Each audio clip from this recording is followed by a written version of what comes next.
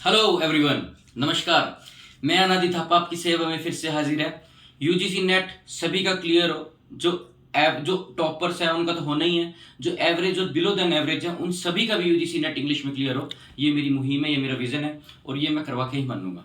ठीक है, मैं गारंटी लेता हूँ। आप सभी बस मेरे मेथड्स को फॉलो करते जाइए, खेलेंगे हम लिटरेचर से। ठीक है, तो अब बात करते हैं हिस्टोरिकल प्लेस की।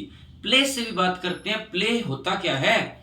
देखो, ड्रामा जो है ना, जो हमारा लिटरेचर है, पोइट्री, फिक्शन, नॉन फिक्शन, इनमें डिवाइडेड है। ठीक है, ठीक है जी।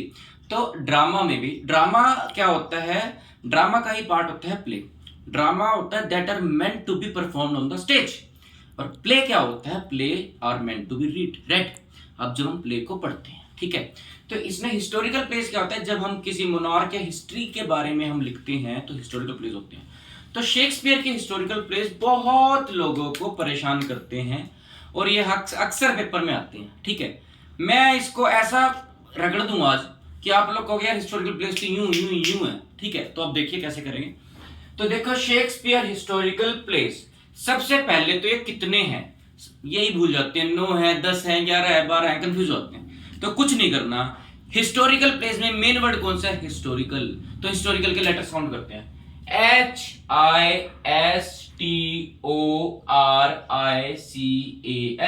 1 2 3 4 5 6 7 8 9 10। तो हिस्टोरिकल में कितने लेटर्स हैं? 10। तो हिस्टोरिकल प्लेस कितने होंगे? Number of place 10। यहां तक समझ आया सभी को? आया कि नहीं आया? दोबारा करते हैं। शेक्सपियर के हिस्टोरिकल में हिस्टोरिकल के लेटर्स काउंट करो 10।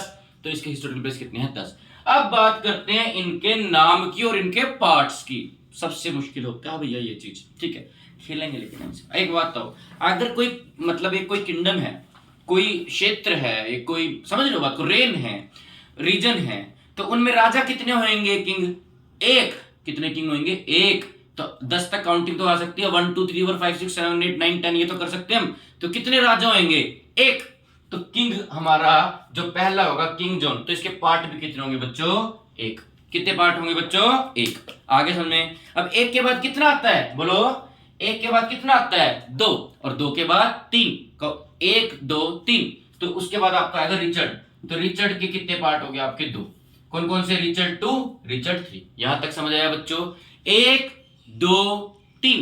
3 के बाद कितना आएगा? 4। अब हमने क्या करना है बच्चों? एक बात सुनो हमसे। अगर हमने ना चीजों को हाफ करना है, चीजों को क्या करना है हमने? हाफ। देखो, जो चीज का हाफ पॉसिबल है वो तो ठीक है, और जिनका हाफ पॉसिबल नहीं है तो उनको हम क्या करेंगे? उनको हम पार्ट नहीं करेंगे, उनको हम एक ही पार्ट मानेंगे। समझ रहे? जैसे अमरूद, हम आधा नहीं करेंगे अमरूद को, पूरा अमरूद रखेंगे। ठीक है, तो देखो ध्यान से। तो अब 1 2 3 के बाद कौन आएगा? 4। तो हेनरी 4। 4 का आधा कितना होता है? 2। 4 का हाफ कितना होता है? 2। तो हेनरी 4 के कितने पार्ट होंगे? 2। तो हेनरी 4, देखो, हेनरी 4 पार्ट 2 का मतलब है हेनरी 4 पार्ट 1 और पार्ट 2। आ गया सभी को? बिल्कुल आ गया, बिल्कुल आ गया, पता है मुझे आ गया। उसके बाद 4 तक हो गया था। 1 2 3 4। 4 के बाद कितना आएगा? 5। 4 के बाद कितना आएगा? 5, यानी कि 5। क्या 5 का आधा पॉसिबल है? नहीं है, क्योंकि 2.5 होगा। तो हेनरी 5 के कितने पार्ट होंगे? हेनरी 5 के कितने पार्ट होंगे? 1। हेनरी 5 कितने पार्ट होंगे? 1। अब 5 हो गया। 5 के बाद कितना आएगा? 6। हेनरी 6। हेनरी 6। 6 का हाफ कितना होता है? 3। तो हेनरी 6 के कितने पार्ट होंगे? 3। तो हेनरी 6 पार्ट 1 पार्ट 2 पार्ट 3। तो कितने पार्ट है इसके? 3। कितने पार्ट है इसके? 3। कितने पार्ट है इसके? 3। अब देखो, 6 के बाद कितना आता है? 7। 6 के बाद कितना आता है? 7 7। क्या हम 7 7 हैं? हम 7 7 नहीं है। आप वहां बैठे हो, मैं यहां बैठा हूं, तो हेनरी 7 भी नहीं है, हेनरी 7 नहीं है। तो हेनरी 7 है ही नहीं, तो 7 तो है ही नहीं, तो 7 तो है ही नहीं, 7 तो हमारा इसने लिखा ही नहीं। तो 7 के बाद क्या लिखेगा ये? 8। हेनरी 8। अब कई लोग बोलेंगे हेनरी 8 के तो 4 पार्ट होने चाहिए, लेकिन नहीं होंगे। हेनरी 8 का एक ही पार्ट होगा। ठीक है, क्यों होगा मैं गिनवाता हूं आपको। देखो, किंग जॉन 1, रिचर्ड 2, 1 और 2 3, 3 और 2 5, हेनरी के 5 और 1 6, 6 और 3 9, 9 और 1 बाद 10। तो इसीलिए 10 हिस्टोरिकल प्लेस थे। समझ आया? अब बात समझ को आया? एक बार रिवाइज करेंगे, बिल्कुल रिवाइज करेंगे, खेलेंगे इनसे। Shakespeare historical place, number of place, historical के लेटर्स काउंट करो। कितने हैं? 1 2 3 4 5 6 7 8 9 10।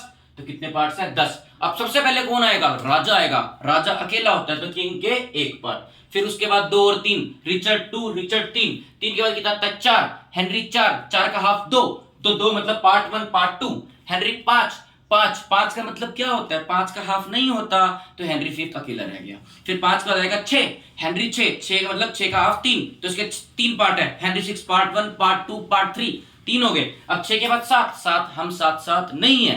क्वेश्चन पूछ लेता है इनमें से कौन सा उसने नहीं लिखा, हम 7 7 नहीं है तो हेनरी 7 नहीं लिखा। आप किसी भी स्टेट का पेपर उठा के देख लीजिए, अगर शेक्सपियर के हिस्टोरिकल प्लेस से क्वेश्चन आया तो यहीं से आया। मेरा नाम बदल देना आप, अगर इससे अलग क्वेश्चन मिलेगा आपको स्कूल लेवल पे और नेट लेवल पे भी, इनमें से नहीं क्वेश्चन पूछते हैं। इसकी बहुत सारे कॉमेडी जो है, कॉमेडी से क्वेश्चन पूछा जाता है, अगर पूछ ले तो वो किसी को भी नहीं आता होगा। ठीक है, नेट की जब हम तैयारी करते हैं तो हमें ये भी पता होना चाहिए हमें क्या करना है और क्या नहीं करना है, ये ज्यादा इंपॉर्टेंट है। उसके बाद हेनरी 8 अकेला रह गया, हेनरी 8 अकेला पार्ट 1।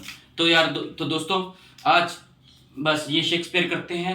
मैं आशा करता हूं आज मैंने चौसर और शेक्सपियर कराया, मैं ऐसे ही मेजर राइटर्स आपके करता जाऊंगा, माइनर्स भी कराऊंगा। माइनर राइटर को हम यूं खेल लेंगे उनसे।